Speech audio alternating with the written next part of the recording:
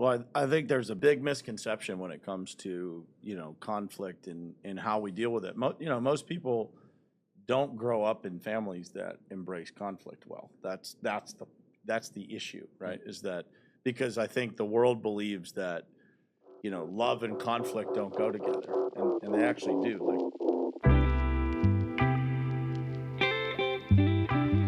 What is up, my dear friends, and welcome back to another episode of Honey, I'm Home. Today I have a third time, I think, reoccurring guest here, and it's simply because this man is a heart-driven leader. He's a leader, business owner, father, a faith-driven man, owner of One Team Media, TCS, TPG. Am I missing anything? Nope. No, that's a lot, man. And I'm grateful that you're on the podcast back yet again, because I enjoy spending time with you, and I've been getting a lot of good feedback from a lot of the listeners here inside the community, because you give a different perspective that a lot of people don't have access to, which, to be faith-driven, family-driven, business-driven, to find that, trio there, it's sometimes difficult in this world. And today I want to invite you all to a conversation that I want to have with Mr. Brian Hess to talk today about kind of like you've always talked about this idea of, conflict can be healthy. I think you push toward like it's a part of life. And to me, Brian, conflict is something that I've started to work toward finding comfort in. But it probably wasn't until I came here that I started to find comfortability in that. Or actually, even a little bit prior to that is when I saw my wife's parents handle their conflict inside their own home, that I started to realize that conflict doesn't need to be such a bad thing. But it's still maybe a paradigm is what they might call it, that I'm trying to shift out of. And I think, there's no better person that I would want to hold this conversation with than you, because you have conflict in business, maybe in home, maybe just personally, and there's a healthier way to manage this. And I want to hear your perspective on, how can we start to, as, a collective group of individuals, if it doesn't matter if you're running a business, doesn't matter if you're in a relationship with, a significant, partner, conflicts is inevitable. So how do we handle it? So my question to you, the first question I want to ask to get your insight on a little bit here is, for those that are as scared as I once was on how to handle conflict, I would rather run away from it than face it. How does one begin to build the courage to face it, and why is that important? Well, I think there's a big misconception when it comes to, conflict and how we deal with it. Most people don't grow up in families that embrace conflict well. That's the issue, right? Is that because I think the world believes that, love and conflict don't go together, and they actually do. Like it's the opposite of that. It's like the more you love somebody, probably the more conflict you're going to have, because the higher your expectations are for the person. It's like, if you just let your wife be less than what you believe she's capable of, or less than what she wants to be, like that's not love. That's like the opposite of that. You now at the same time, you don't want to be, the person that's like a constant nag of your spouse either, but it's like, how honest are we going to be? And I think the perspective on conflict in general is that, we tend to avoid it thinking it's going to go away. And in my life experience, like the more that I've done in my life, the more conflict I deal with, the more comfortable I get doing it. And so there was a point when I had a mentor that said, like, man, if you want to do all the things in business that you're saying you want to do, like, you better make sure that your faith is strong. You better lean into, all the things that kind of calm you and give you great perspective, because with a lot of success, with a lot of progress, with a lot of things going on, there's automatically a lot of conflict. And if you avoid that, it's actually the most destructive thing that you can do to yourself and to those people around you, is to not address it. And like, to the point that now, sometimes I think, I try to address conflict with timing in mind. Like I believe heavily in the right frame. Like, if you're having a terrible day and I've got something to tell you, like, may not be the right time for me to share, because it's going to be received differently, right?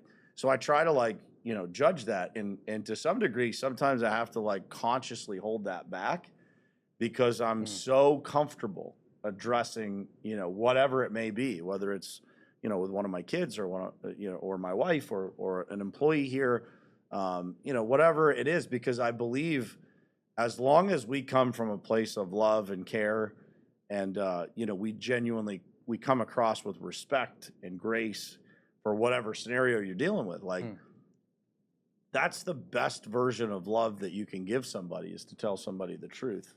And, I think that unintentionally we're raised to believe something different, that you don't want to hurt somebody's feelings. And it's like, well, would you rather ruin their life because you allow them to not do something that's not healthy for them or that's not good for somebody else? Or, you don't just allow them to do that once, you allow them to live in that pattern without anybody telling them. And like, the biggest thing that I've learned, being a leader of so many people is like, between, the immediate people here at TPG, One Team, and TCS, and then the community that we've built, it's a significant number of people. And, observing all of those people, it's not that people don't want to get things right, or that they want to be rude, or they want to be pushy, or they want to be, they literally just lack the awareness that they're that way. And so the more that we ignore the conflict, the more we are sentencing them to a long life of, people judging them because nobody decided to tell them. Like, think about that. It's like, if I don't tell you, hey man, this, be careful when you're saying this or that because it could be perceived this way. Yeah. Dude, you're just going to run around thinking it's okay, not because you're a jerk or because you're a bad person, because you obviously didn't think it was not okay, or you wouldn't have done it, right? That's true. And so decisions, you got to have people around you that are willing to tell you the truth. And that's the real gift of what I think we've been able to build here, is a culture of people that are more honest than anywhere I've ever been. And dude, that comes with a cost. Like, it can make people very uneasy. Oh yeah. To work here because of how honest we are. On the flip side, it's like, again, like, you can't get too comfortable with conflict either, because again, you tell somebody something on the wrong day or in the wrong frame, and it does more damage than good. It's not received properly. But the whole idea of conflict, man, like, it's misunderstood completely.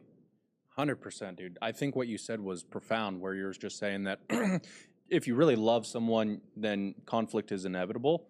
I never thought of that, like, because I always saw it as like the very thing that breaks homes, breaks, relationships, breaks, families apart, and it oftentimes causes disruption, and you lose all of the peace and all of the love, all of the respect that was once there, because then it gets physical, it gets verbal, it gets abusive, name calling, saying things that you don't want to say and you shouldn't have said. So, I've learned through my personal experience inside my own family's home that conflict is something that you don't want to put yourself into, because it can go off the wrong end of the road, right? And now, as I continue to get older and understanding, I don't try to avoid it as much as I once did. I do.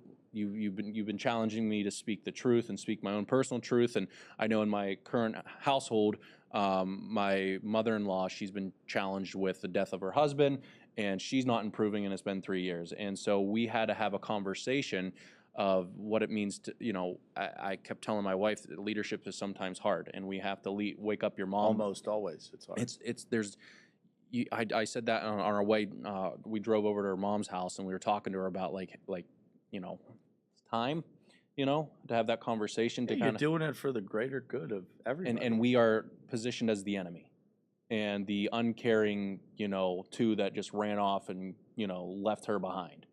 And it's like to then bring the perspective of like, no, like, we know that you're not getting better. It's like, how in that moment I feel like I led very well, but what I've realized that I had conflict with, and I'm sure a lot of people, is this: it's not maybe so much in the uncomfortable, like, I'm not fearful to tell the truth, I'm fearful of the repercussion of the truth that from the person that I'm telling it to. Like, what kind of mayhem am I gonna stir up? Because most people, I don't really believe, are confident enough, poised enough, peaceful enough, secure enough in their own self to receive the truth, and therefore it just gets blown out of proportion.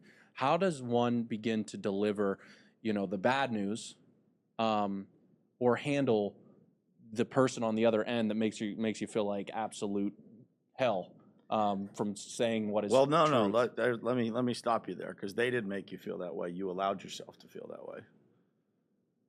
There's a difference. Somebody can say something. Talk about that. Right? You can Talk tell about that. me, this is what I believe. Like, when I tell people to speak the truth, it doesn't mean that I always believe you're correct. Like, right? Yeah. Like, just because you speak, we call it in 2024, my truth, right? Yeah. It doesn't mean you're correct. And so, like, that decision to be brave enough to tell someone the truth, like, that's your responsibility in that interaction. And, the best advice I could give you is that, like, over time, that time when somebody is left with, whatever is shared with them. So, like, you go over there, you share the truth, and you do it with respect and from a good place, and you embrace the conflict, and you try to, hear it out. Like, when you leave there, that person is left with their own reality, their own thoughts, their own circumstances. And, like, time has almost always, man, worked that out. Like, it's hard for someone to hear that. And, like, what that is like it's the most raw version of, like, being in conflict, right? It's like when something is so, that's something that will never heal in a person. Like, you lose your spouse, your everything. Like, it doesn't fully heal in a person, right? So that'll always be an open wound, but they also, have to learn how to, exist now. And you were a great help in that situation, whether you feel that way walking away or not, because, and again, man, I'm a big believer in, like, I don't just go around having those conversations with people unless I'm certain that it's destructive for them, helpful for them if I tell the truth, and that I'm, 100% So you put a lot of correct. thought into Oh, it absolutely. And I tell, it's funny, you can ask my wife this one. Like, I always tell her, like, I don't argue unless I know I'm right. Like, I don't get in arguments that are debatable, like, because I'm not interested in that. Sure. Like, I'm interested in That's interesting. making people better, making our marriage better, making our children better. And so I just don't bother if I'm not 100% certain that I'm correct, based on a lot of experiences and all kinds of other things. And so, like, it's admirable, man, to, like, see somebody doing something destructive in their life and being a good enough person and loving them enough to tell the truth. The rest of it's not your responsibility. It's like, and it's a tough thing to, like, kind of, in the most extreme description, like, go in, roll in a grenade, and, like, be willing to walk away and say, like, I'm going to be here, but, like, they got to work through that, and that's hard, man. Like, anybody who's ever lost anybody can relate to that. It's like, you do get stuck in this pattern of, like, just heartbroken. And, like, there's some comfort in that sadness. It's like that becomes the familiar emotional default, but it's very unhealthy. It's like they're a connection to them. They It's want to very hold unhealthy. on to it. Yeah, the pain makes them feel like somebody's still there, or like, there's still some connection to it. That's crazy. And it's like, man, you can still have that connection, but in a very positive way, a very healthy way, where you celebrate that person. I shared this on my show a few days ago here, but, when my grandmother passed away, like, she was my person, man. Like, I called her for everything, dude. And, like, everything that I wanted to achieve in life, I felt like she was in it with me. And, like, when I lost her, devastating, right? Like, you're just like, man, I don't even know. Every time I was on the road, I would call her. And so then when I was on the road, driving somewhere, flying somewhere, like, I didn't have that person to call. And, that's heartbreaking. But there was a quote by Dr. Seuss that really helped me kind of reframe that whole deal. And it said, don't cry because it's over, smile because it happened. That's healthy grief. It's like, man, you wouldn't miss that. I wouldn't miss my grandmother so much if she wasn't so amazing, if she didn't support me so much. And so I can choose to live in that piece of, missing her, and create this, why me, poor me hole in my life. Or I can say, like, man, I'm going to go take everything that she taught me and I'm going to make the world a better place with it. And, you know, it's not often, man, that I'm doing something, you know, significant that I don't think about her, right? But in the best way. Like, it might make me cry. Yeah.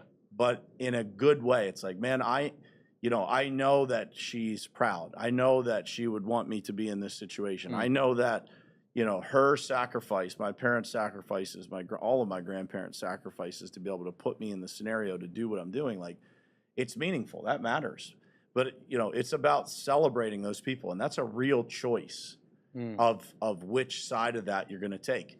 And, you know, to be clear, and not to sound harsh, but like, you're either going to be a victim of those circumstances or you're going to be a hero of the person who has passed and celebrate their life by honoring them, not by living and enjoying and getting yourself back out and there. And doing the things like, I love that, you know, Nicole talks all the time about going to the Outer Banks and like, you know, that was something that her family did. Like, dude, you should go there all the time. Because that's, you know, and it's not sad. No. It's a celebration of tradition and, you know, all of that stuff. But that, it takes, man, it takes a massive amount of conflict to be able to get to that point of, you know, kind of seeing that, man. And somebody has to snap you out of it. And so you guys should be proud of yourselves for being willing to. It was the most uncomfortable conversation that I've ever had. By the way, it won't be the last one. Is the guest. Like, that's what you've taught me, man. Yeah, it's like, and it's okay, man. You gotta love them enough to keep going. And because, you know, how old is Nicole's mom? 56. Okay, great, young, right? Yeah. So like, got a lot of life left to live, man, and refuse to allow her to live, you know, kind of in that place of, you know, it's great to miss people. It's great to. You know, have emotion attached to that and to, you know, show that emotion and cry when you got to, but like, you know, don't live in that pain, man. Live with the blessings of what, you know, God has offered you, which is, you know, however many years that they were together. Like, that's a blessing, man.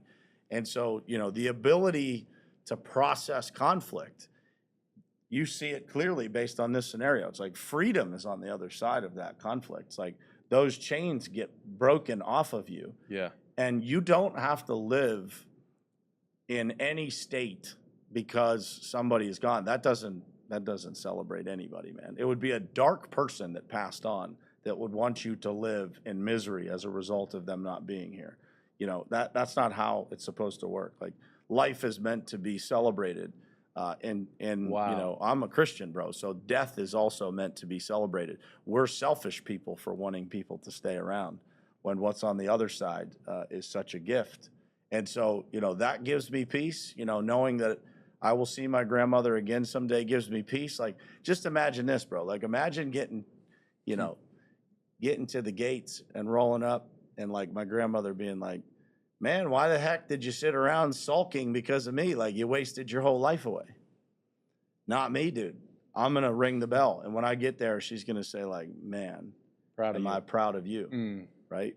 You changed the trajectory of your family's history. Yeah, dude. And that's the mission that I'm on, bro, to make my parents proud, to make her proud, make my family proud, my kids proud, my wife proud, to say, like, that's my husband, right? But that takes conflict, bro. Conflict with yourself, conflict with others, conflict. It's all of the above. You got to fight your way through it, dude. And when you create that standard, which is what you did by being in that scenario, it's like, I'm going to create the standard in my family that we're not going to pretend. Like, we're gonna be willing to love each other enough to punch each other in the mouth when it's necessary. 100%. And it's hard to do, man. Yeah. And it's not normal. It's not normal because not normal. Everyone else is shaking their head. And dude, like, accepting I'm, you know, I could go on and on, but like, I'm just proud of you guys for, you know, that's got to be really hard for, you know, Nicole, because she feels the same kind of pain to like. She feels like she lost both parents and not just one. Yeah, but dude, you can fix like, that.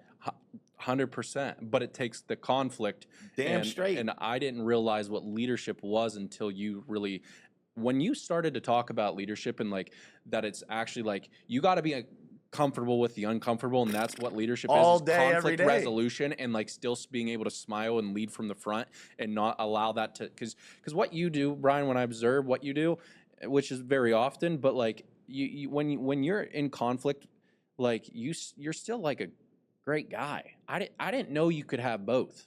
I didn't know you could be a good guy and still, deal with conflict or deal with the world, people's problems, and just not allow that to weigh on you to the point that you lose yourself in the emotional uproar too. You know what I mean? Like, Dude, you don't see a lot of that. yeah, let me unpack that for you, because it's like every family has whatever problem you're facing. Yeah. Every family has had somebody pass away and like kind of get stuck in that moment and like, be triggered by, all of that stuff when every family has had that. Every family has had financial pressure. Every family has had, loss and difficulty and divorce. Like there's every family, like, I don't care. I've met thousands of people, dude. And like, the way that I'm able to just be present and be myself is like, I know that like your problems aren't unique. So like, I don't judge anybody for the problems that they have. I don't think, anybody's crazy because they feel a certain way about something or because they react to something. I do feel bad for them when they're stuck in, whatever that is. It's like, because I can recognize what it is. It's like the self-sympathizing like position, like, the physiology. I always say this, like, lie to the judge, man. I'm your friend. You can tell me the truth, right? Like, because you don't actually believe that. And the other one I say is like, who are you trying to convince, me or yourself? Like, yeah, that's a smack. Because when you live in this place of like a bit of delusion or like, you're off, you're extreme one way or the other, like it takes other people helping you to fix that. It takes the only way you're snapping out of that. I shouldn't say the only way, but a majority of the time, you're going to snap out of that by somebody caring about you enough to say like, hey, dude, what are you doing? Why are you doing that? And you and I have had that conversation a few times. Like, why are you afraid to say something? Like, nobody's going to eat you if you just tell me your opinion. I might not think you're correct, but I'm not going to like hate you afterwards. Which is, I know that sounds crazy, but like, that's crazy to me. To think it's that, not crazy. Like, if I cause conflict, that there could be a lack of connection, there could be a lack of, just a lack of friendship, a lack of respect, a lack of anything. And like, in my own marriage, I've learned like in marriage, you learn to work through and accept all of those things, right? So it's like, meaning like my wife and I have conflict quite often. And when we do, it doesn't mean that she doesn't love me. And marriage is what taught me that. Like, you can love after conflict. And actually, I want you to... Sometimes more. That's what I want to... this is why I'm okay with having conflict, is because every time that I've had conflict, it doesn't matter if it's been here in my home or, with friends. Like, if I hold conflict, most of the time, the connection is greater. The understanding is more clear. Like, I feel a deeper...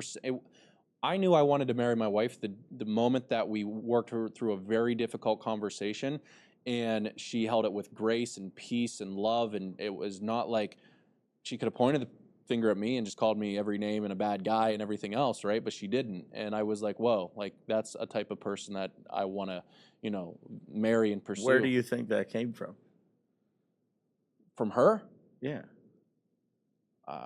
The most powerful things in life, brother, are caught, not taught. From her family. Correct. And that's where that's the first place I learned. That was natural to her. Yeah, and see, we worked through that. We've had those conversations because I would want to run away at the beginning, and she would just want to be there in the midst of it. And I thought that she just wanted to only hold a fight, but she was looking for solutions, not to continue to fight. And then she brought into like, and I talked to her parents about this when her dad was still around. I was like, they gave me, and I use it to this very day, but like her dad always said it's we versus the problem, not me versus you. And he said, that's how you make marriage work. So anytime you guys need advice, like, I'm here for you guys. And it was like profound, because I always thought like when you're in that conflict, it's you versus them, and somebody has to be right. And therefore it builds disconnect. It builds like, and if you don't resolve that, then there's like this resentment. There's this, all these negative kind of issues that go on. But when you start to think about like, you know what, we both want the same thing. It doesn't matter if it's to be, successful in business, to be successful in our marriage. We want the same thing. We don't want to end with brokenness of finances or broken in our home. It's like, if we want the same thing, then it's us versus the problem, and how do we both get over this problem together, right? And so, like, what are some of the benefits that you've seen in your business career or in your relational, stance with your wife? What are some of the benefits of conflict that you've noticed in the past, some odd years of Oh, like, dude, I mean, when I met Lori, I say this proudly, like, man, she has evolved and changed and learned, so much about, things that she didn't know, right? And like, you don't experience stuff, and me too, as a result of, because I was raised in a home with, my parents have been married over 50 years, and conflict resolution was something I witnessed. It was like everybody has conflict, but how do you resolve it and still love each other and still be there for each other? My dad was just a great role model of like how to be supportive, how to be, but the other old quote is like, they don't care how much you know until they know how much you care. It's like, dude, you got to be willing to, care first, deal with, and I think the other thing, man, especially for young people, like people are thinking like, oh, I'm going to find a better one. It's like, I mean, maybe depends on who you're with, but like, Sure. at the end of the day, every person is going to have their quirks and issues and, things that, need to grow in them. And like, we all have that. And so, for me, man, it was like, I really saw in Lori somebody that like had great goals of like having what we have now, which is like a great family and like being a supportive wife and, being somebody that would go to bat for me and defend me and, all of that. And like, be the great partner that I needed, and before I married Lori, man, I had, every type of relationship you could imagine, like, the high maintenance, I mean, you name it, check the boxes. Like I tried it all. And when I met Lori, it was like, she was like, man, I asked her what she wanted to do in the future. And she said, to be honest, I can't give you a straight answer when it comes to like what I'd like to do, like in my career. I just have always wanted to be a mom.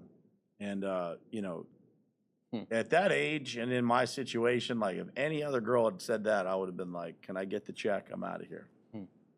There was something real about it. And I just thought like, I think this is what I need. Like, I know how to do, I know how to make money. I know how to be, a good provider in that sense. And so it was through conversations with her, like, what do you want? Well, like, dude, if you want a bunch of kids, like, you're going to have to be supportive. You're going to have to figure out how to run the household. You're going to have to figure out how to, create some level of discipline with these kids, or you're going to end up with a zoo, not a family, right? And so, like, the conflict that we've experienced over the years is my ability to probably see further than she does, right? It's like, she says, the kids are acting bad back in the day. She doesn't say it anymore, but they're just being kids. It's like, no, you don't understand. Like, if you let them just be kids, meaning they're acting a fool all the time. Right. When you got 5 of them, it becomes a real problem. That's if you let one child get away with whatever it is they get away with, that's great. Yeah. Add 2, 3, 4, see what you got, right? And there are still things that we deal with to this day because of, those perspectives. But, every conflict that we ever had, it wasn't based on, there's a few non-negotiables that I have, but it's not many. Everything else was, this is what you want, and these are the circumstances of like how we have to live in order to be able to stay sane and get that, right? And to be successful and raise great kids and like, have them be productive members of society. So like, I would say like, make your non-negotiables clear. Like, what is it? Like one of the first things that Lori and I ever argued about is when we first moved in together. And she, used to work at night. So like she would sleep till like, 9, 10 in the morning. And I was like, listen, I can't. Yeah. I get up at 4 o'clock in the morning. Like I can't not be able to talk to, my person. Yeah. No, I'd be at work, bro. I just couldn't Yeah. something happened and she's sleeping. And I was like, that is not going to work for me. Like, and then, the other one is like, things have to be, organized and clean. And, and, always been a clean person, but like, you start throwing a bunch of kids in there, things get difficult. And it's like, man, you could use those kids as your excuse, or you can make it happen anyway. And those are really the only non-negotiables that I had. And everything else, man, was like, it was based on like her vision and our vision. Like, you know, if you tell me you're going to do something, you tell me you're going to do something and you don't do it, like, you better believe if I'm not up your ass about it, you should be concerned because that means I don't care.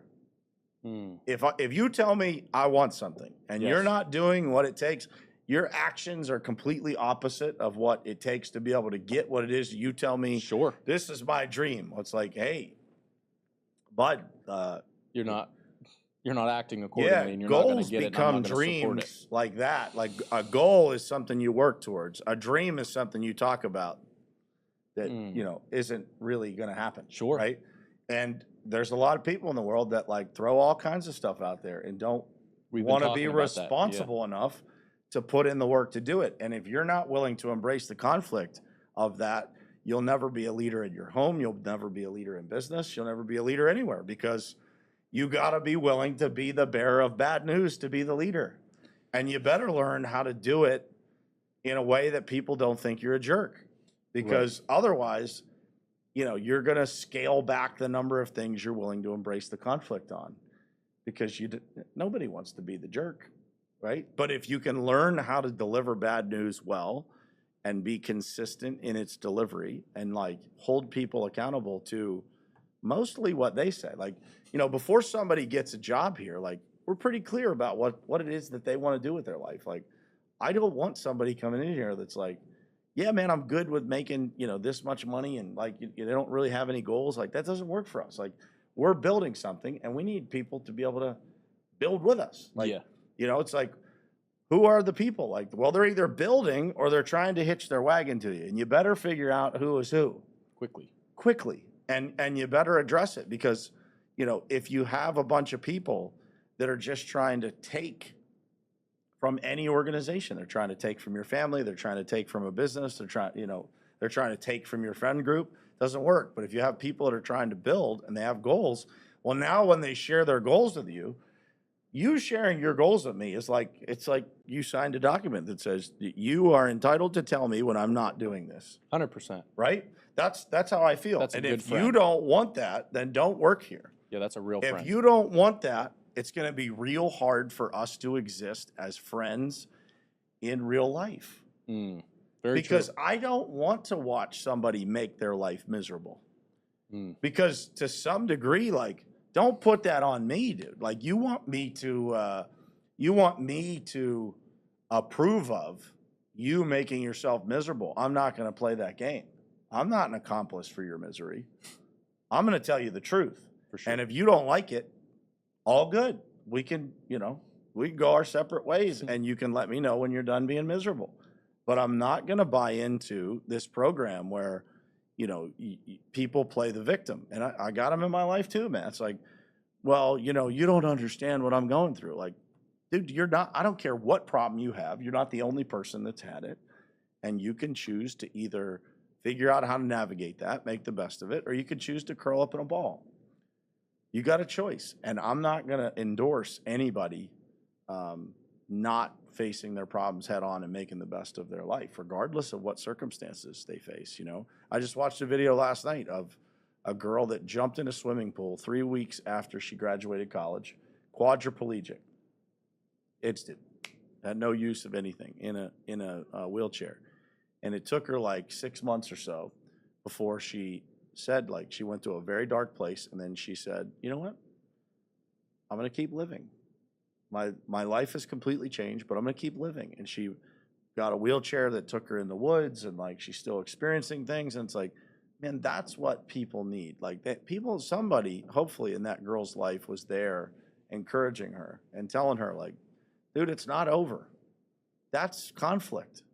You know, when somebody's in that situation, because you could just say like, oh, honey, I'm so sorry that everything's going to be so different for you. It's like, no, like circumstances can't dictate what's in your soul. What's in your soul is who you are, and you better be careful about what it is that you allow in there. Because if it's nothing but pain and negativity and victim mentality and all that stuff, it's going to be a long life. Jeez.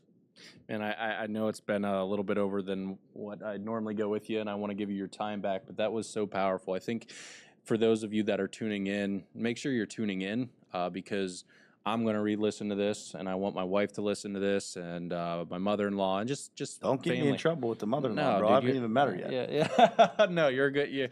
Listen, these are conversations. She's been listening to the podcast since I started the podcast, so I am fruitful that, and I believe that it's going to be received well, because here's the truth. Conflict is just a part of life, and we've got to learn to lead ourselves through it, man. Brother, the most important thing is like, it's learning to celebrate life, even the tough parts. Yeah, man. You know, it's like, what's the alternative? You know, you could be there too. You could be gone too tomorrow. And, you know, as they say in that country music song, like, everybody wants to go to heaven, but I ain't looking to go anytime soon, Yeah, right? So right like, now. you know, I'm Yeah. trying to do the best Sure. I can, but like, you know, for me, that's really how I live my life, man. Is like, if tomorrow was it, would my kids know that I love them? Would my wife feel fulfilled that I was a great husband? Would, you know, and so like, when that time comes, it's like, I can't carry the regrets of what I didn't do with me, right? And I can't, you know, I can't live in that past. I gotta embrace the conflict with myself, man, and choose happiness. And choose happiness. Happiness is a choice. 100% it's a choice. Like, if somebody followed me around all day, they'd wonder how happy how could I be happy some days? Because you get, you know, in business, you got real problems to deal with, dude. Like, I was dealing with a couple today. It's like, well, what do we do here? I don't know. Like, it's not pleasant, but I'm still happy. I'm here. It's like, dude, I prayed for these problems years ago. Like, you know, this is what it is. Like, hey, you could not get married and then you would never have to experience loss of a spouse. You could not have children and you would never have to deal with any of their problems. You could, right? Like, all of those are very options. true. 100%. But like, the blessings come in realizing that, like, dude, you are blessed to have kids. You are blessed to have a spouse. You are blessed to, you know, and like, that's it. We're just blessed, man. And like, the more that you look at it that way, the more happiness, fulfillment you'll get. And like, man, you know, to your mother-in-law, like, dude, live a happy life until you see your husband again. Live a happy life. Like, he don't want you showing up like, you know, yeah, no, nobody does. on the other side, it's like, yeah, man, what you been doing all this time? Like, right. you know, like, Yeah. because that's it. And it's not easy. And Yeah. I don't suggest that it is, but like, Yeah. you can do it. You know, I remember dark times after my grandmother passed away, and like, I just made a choice. Like, I'm not gonna let her memory be a negative on my life. Like, what a shame that would be. What a shame. Because it was all positive. Yeah, what a shame that would be. And plus, allowing, you know, someone to not speak into your life that you know that loves you is probably one of the, I think, worst things that you can do. Is not to receive the love from others or the truth from others. And I allow people to speak that. And you are one of those people that I allow to speak that. Now, that doesn't mean that everything that you say, I'm like, okay, time to do the next. But it is very nice to have someone that, like yourself, speak into my life. And for those of you that, you know, don't know Brian very well, we do have a strong community. He actually built a community on an app that I highly recommend you download. It's called the One Team app. I will be sure to put it in the show notes below. But in the One Team app, you can get connected to the people that I'm connected to. And I'm telling you, every day I wake up and I feel blessed that I'm connected to this community. And more importantly, to my friends that I've made, to my business partners, to just my one of my mentors and people that I know I say that a lot to you, and you can take it for what it is, but I genuinely respect Brian, not just because of what he has done, but for who he is. There's not a lot of good, I think, people out there consistently showing up as good people. And I would love for you to have access to him as well. And you can have access to him. He goes live on the One Team app Monday through Friday. And there's a great community that I would love for you guys to go check out. Plus, you can see all of our podcasts that we produce here at One Team Media.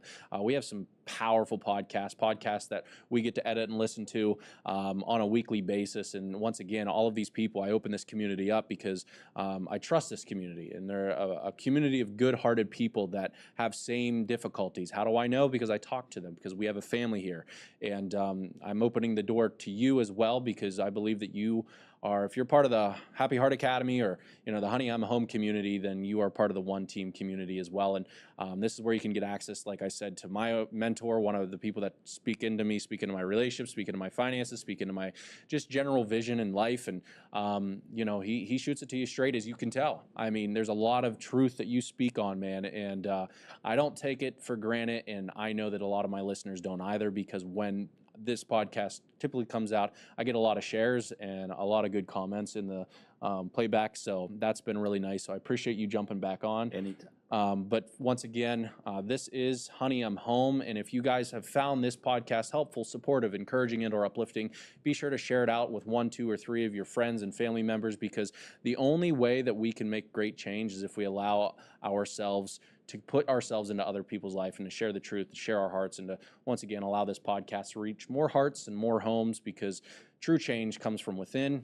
Thank you for spending your time with me today. This is Honey, I'm Home.